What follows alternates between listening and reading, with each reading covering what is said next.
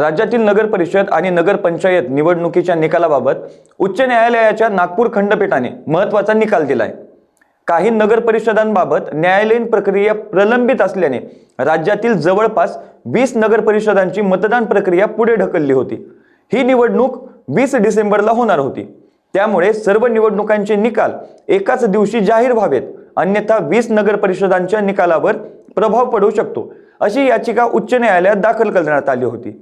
याबाबतचा सगळा युक्तिवाद ऐकून घेतल्यानंतर उच्च न्यायालयाच्या खंडपीठाने सर्व नगर परिषद आणि नगर पंचायत निवडणुकांचा निकाल एकाच दिवशी म्हणजे 21 डिसेंबरला जाहीर करण्याचे निर्देश दिले आहेत। आज मतदान झालं तरी त्याचे निकाल 21 तारखेला जाहीर करा। तसेच या निवडणुकीचे एक्झिट पोल ही 20 तारखेला निवडणूक संपल्यानंतर अर्ध्या तासाने जाहीर करता येतील।